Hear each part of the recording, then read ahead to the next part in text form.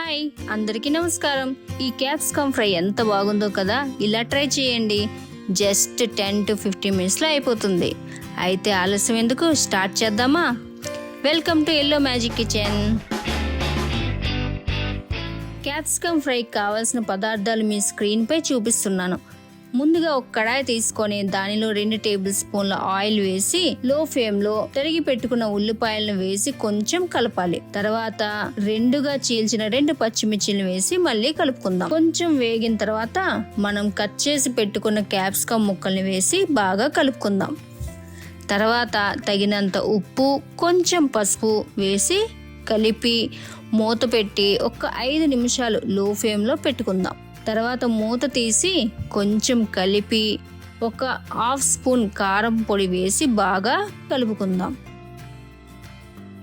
మళ్ళీ మూత పెట్టి ఒక 5 నిమిషాలు లో ఫ్లేమ్లో పెట్టుకుందాం. తర్వాత మూత తీసి 2 టేబుల్ స్పూన్ల శనగపిండి వేసి బాగా కలుపుకుందాం.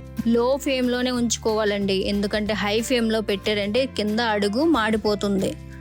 అందుకని లో ఫ్లేమ్లోనే శనగపిండి దగ్గర పడేంత వరకు మనం వేయించుకొని దీన్ని పక్కన పెట్టేసుకుందాం. ఇప్పుడు ఒక చిన్న కడాయిని తీసుకొని దానిలో 1 స్పూన్ ఆయిల్ వేసి పల్లీలు వేసి లో ఫ్లేమ్లో వేయించుకుందాం. హాఫ్ స్పూన్ ఆవాలు, హాఫ్ స్పూన్ జీలకర్ర వేసి తర్వాత కరివేపాకు, 2 ఎండుమిర్చి ముక్కలు వేసి ఇలా వేగించుకుందాం. ఇందులో మీరు అల్లం వెల్లుల్ని కూడా చిన్న చిన్న ముక్కల్లా కట్ చేసి వేసుకోవచ్చు. ఆ ఫ్లేవర్ కూడా చాలా బాగుంటుందండి. నేనేదో వేసుకోలేదు, మీకు చెప్తున్నా, వేసుకున్నా చాలా బాగుంటుంది. ఇది వేగింది కదా, ఈ తాలింపుని మనం ఫ్రైలో వేసుకుందాం. అంతేనండి, మన క్యాప్సికమ్ ఫ్రై రెడీ. సూపర్గా ఉంది కదా. మన ఇంటికి ఎవరైనా చుట్టాలు వచ్చేటప్పుడు ఇదొక సైడ్ డిష్లా పెట్టండి. సూపర్గా ఉంటుందండి, చాలా చాలా బాగుంటుంది. మీరు కూడా తప్పకుండా ట్రై చేసి ఎలా ఉందో కమెంట్లో చెప్పండి.